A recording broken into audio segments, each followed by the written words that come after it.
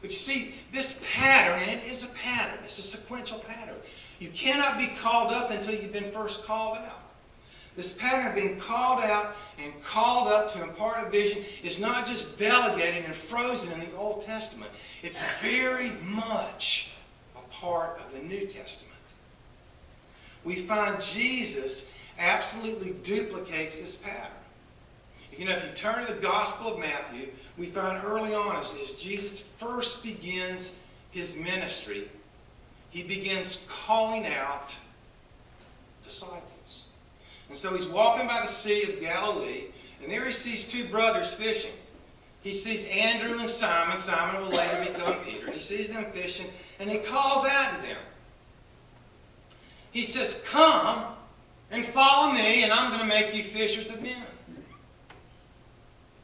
And we don't know how long the next action was. I think the boys kind of had a little conversation out there in the boat.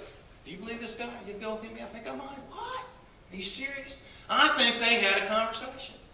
Well, what happens is after that, we find this, that at once they made the decision to come away, to come out with Jesus, once they made that decision, it says at once they left their nets and they followed him. Jesus called them out. But you know, it's not very long after he calls those disciples out. See, that's in the 4th chapter of Matthew. You get to the 5th chapter, just a little bit over, that we find Jesus calling them up. And this is how it goes. Matthew 5:1.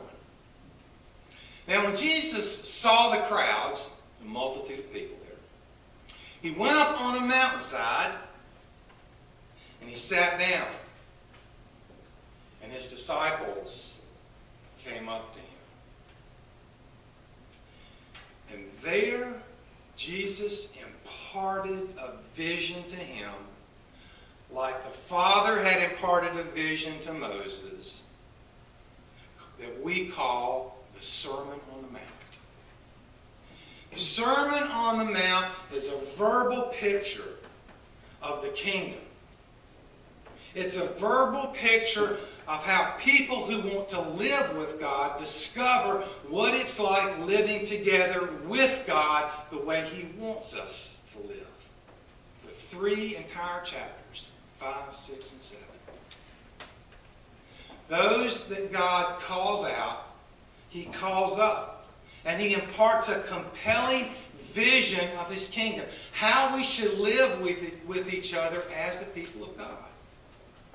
But at some point in time, this is important, at some point in time, to those whom God has called out, and to those whom God has called up and imparted a compelling vision to, he will eventually have to call us or get our attention to come away with him. To come away with him. Why? It's pretty simple. Once you've been called out from the distractions that have kept you from your attention of God, and God imparts to you when you come up to where he is, a compelling vision of how to live as his child, you will find lots of perishing people are drawn to you. And as you try and love them, and minister to them, and show them the love of God, you will find that 3 things are going to take place. It's exciting, it's absolutely attractive,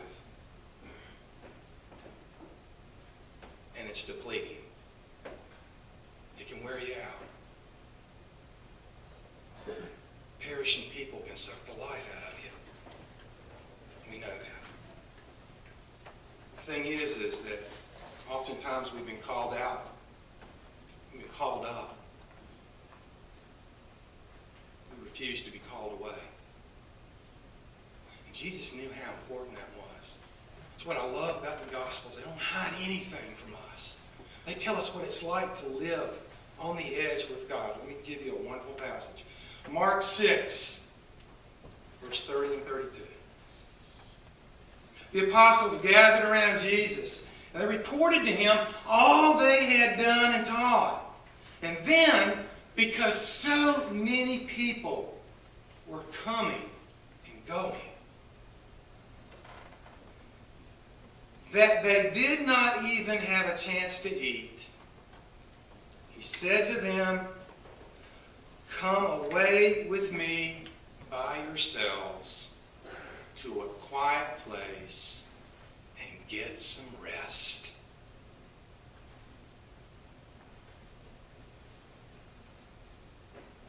Come out.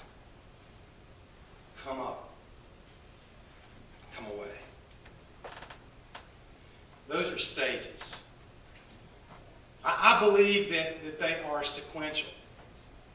You cannot come up until you've first been called away. And you cannot come away until you've been called out and called to come up.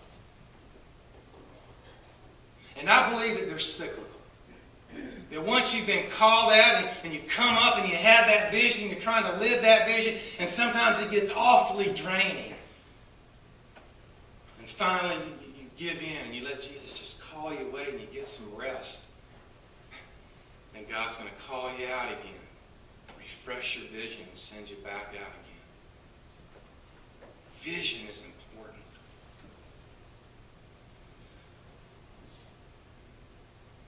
Wow, y'all look a lot better.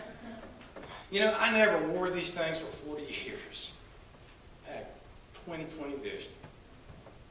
Once I got these things, I discovered that I needed them really badly. I couldn't hardly see to read. I had headaches. And then all of a sudden, I got some reading glasses, and then I discovered I had astigmatism, and I had to have bifocals. And I'm going to tell you something about these things.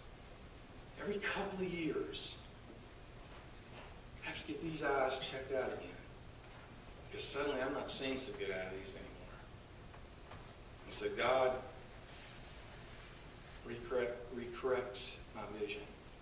I can see clearly again. Today as we gather here, I guarantee we're either in between one of these stages or we're in one of them.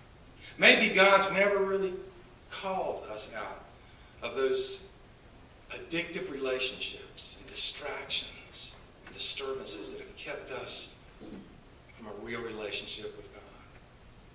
And maybe some of us have been called out and we're still thinking about being called up because we don't like the thought of God giving us a vision because then we'd have to be more responsible to God.